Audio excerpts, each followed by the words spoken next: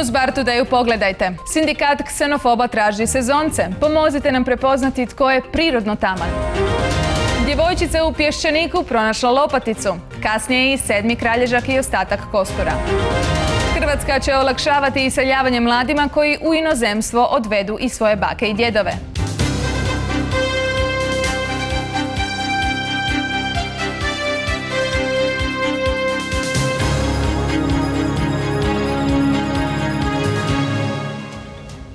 Dobar dan, ja sam Mirna Savić. Ako u buduće želite gledati Newsbar Today, molimo vas da ažurirate vaše postavke i na taj način potvrdite svoju suglasnost. Hrvatska planira zabraniti odlazak iz zemlje svima koji iza sebe ostavljaju žive djedove i bake. Mirovinski sustav u Hrvatskoj opasno je ugrožen iseljavanjem mladih, pa će buduća vlada morati donijeti nekakve restrikcije u vezi emigriranja. Jedan od prijedloga je da se zabrani izlazak iz Hrvatske bilo kome tko iza sebe ostavlja žive pretke koji primaju mirovinu. Odlazak bi se dozvoljavao samo onima koji će u inozemstvu povesti sa sobom svoje bake i djedove, pa čak i roditelje ako primaju mirovinu. Na taj način bi se zadržao balans unutar mirovinskog sustava, jer bi za svakog izgubljenog uplaćivača u mirovinski sustav izgubili i jednog korisnika mirovina. Mladi nisu oduševljeni ovim prijedlogom, ali spremni su i na to ako treba. Umirovljenici su zadovoljni jer im se čini da bi mogli barem pod stare dane osjetiti čari dostojanstvenog života.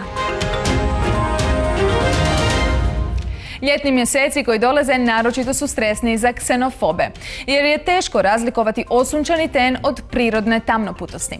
Turistička sezona približava se vrhuncu i u Hrvatsku pristižu turisti sa svih strana svijeta.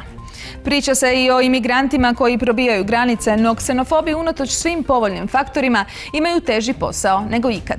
Neki dan su prebili 4-članu obitelj jer su im izgledali provokativno, a ispalo je da se radi o Hrvatima koji su mjesec dana proveli na Rabu. Cijeli ksenofobni aparat je u zastoju i treba sezonskih radnika, uglavnom za prepoznavanje prirodno smeđolikih ljudi, kako bi njihovi tehničari mogli krenuti s intervencijama na terenu.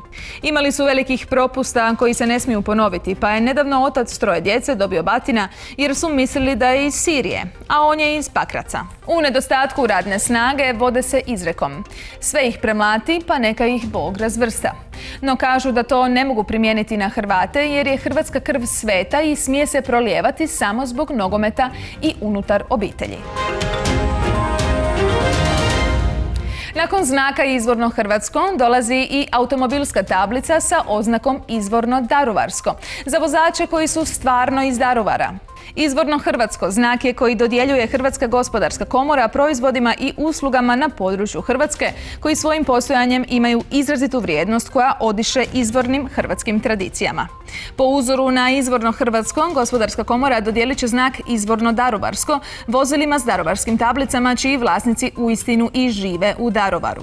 Vlasnici takvih vozila, ako ih bude, znak će moći legalno zalijepiti uz državni grb na tablicama kako bi se jasno razlikovali od ostalih vozila koja s daruvarskim tablicama kolaju prometom diljem Lijepe naše. Iako trenutno vozila s daruvarskim tablicama u Hrvatskoj ima nešto više od 6.000, iz Gospodarske komore dali su izraditi svega 200 znakova koji će, kako tvrde, biti podijeljeni tek kroz nekoliko godina.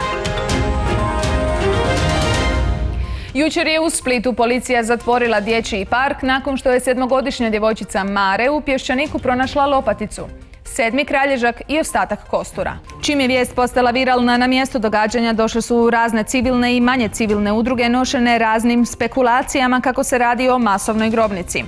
Jedni svjedoci su odmah počeli vikati da je riječ o novoj jazovki te da u parkiću sigurno leže trupla Hrvata palih od ruke komunističkih dušmana.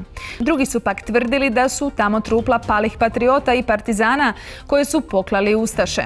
Nakon policijskog očevida utvrđeno je kako ipak riječ o kosturu nesretnog janjca kojeg je Siniša Vuco u društvu okrenuo noć prije u fešti u parku. Vuco je priznao da je to samo posljednja njegova žrtva, te je u životu Jancima napunio više masovnih grobnica nego svi zločinački režimi na ovim prostorima zajedno. 60-godišnja gospođa koja je naručila sijamsku mačku sada tuži Pet Shop jer joj je kući umjesto 2 spojene mačke stigla samo 1. Gospođa Nada iz zagrebačkog naselja Kajzerica cijeli život je htjela mačku, ali zbog supruga koji je bio alergičan na mačke taj san nikada nije ostvarila. Nakon suprugove smrti gospođa Nada bila je u dilemi. Nije bila sigurna treba li kupiti 1 mačku ili 2, koje bi joj donijele duplo više radosti u tmurnom samačkom životu. Čitajući po raznim portalima o životinjama došla je do idealnog rješenja – sijamske mačke. Bila je uvjerena kako će dobiti 2 spojene mačke pod cijenu 1, te kako će njihove fotografije i mimovi preplaviti Facebook. Gospođa je naručila sijamsku mačku putem interneta iz lokalnog pet shopa.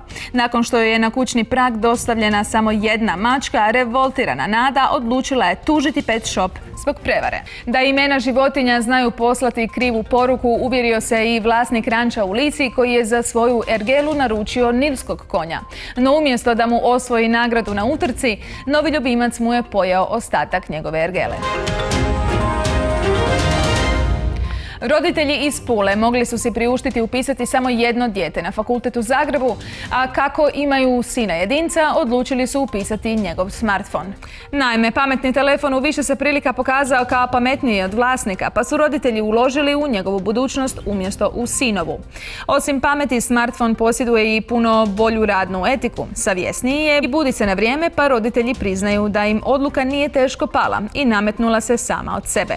Kako je upisivanje smartfona na fakultet u porastu, Ministarstvo obrazovanja naredilo je obrazovnim ustanovama da u svim učionicama i prostorima za studente osiguraju punjač za mobitele. Ponos na brucoša rasplamsao je i ljubavnu strast među roditeljima iz Pule, pa uskoro planiraju poraditi na nabavi još 1 pametnog telefona.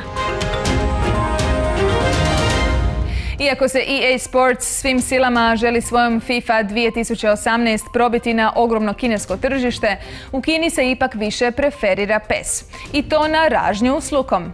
Istraživanja su pokazala kako 78% mladih u Kini radije umjesto FIFA zavrti PES-a na ražnju s lukom ili ostalim prilozima. Isto tako ispitanici tvrde kako PES ne mora nužno biti pečen, pa ga tako konzumiraju i kuhanog, dinstanog i pohanog. Iako je PES prvobitno namijenjen mlađoj populaciji, stariji Kinezi itekako ga vole, pa makar bez zuba, samo cucali ekstremitete. I dok je u Kini najpopularniji PES, u Hrvatskoj mladi najviše igraju Escape Room, koji je doduše u hrvatskoj inačici nazvan Escape Country. Dobre vijesti stižu nam s američke zapadne obale. Jedan od najpoznatijih američkih repera i UN-ovih ambasadora dobre trave, Snoop Dogg, odlučio je u čast balkanske scene promijeniti svoje umjetničko ime u Snoop Majka. Snoop kaže da jako poštuje i voli balkansku hip-hop scenu i zato je pri redovnoj mjesečnoj promjeni imena odlučio odati počast najpoznatijem balkanskom reperu. Ako se na Balkanu ne uspije probiti novim imenom, voljan ga je promijeniti u Snoop Aleksić kako bi se umilio fanovima turbo folka. Snoop je najpoznatiji po svojim aferama s marihuanom, a karijera mu je nakon brojnih uhićenja išla samo uzlaznom putanjom, pa je i vlasnik nekoliko platinastih nargila. Ekonomisti upozoravaju da će Snoop ovim potezom možda obogatiti balkansku hip-hop scenu, ali i bitno osiromašiti tržište drogom. Sada kad je gotovo, sve bi ponovo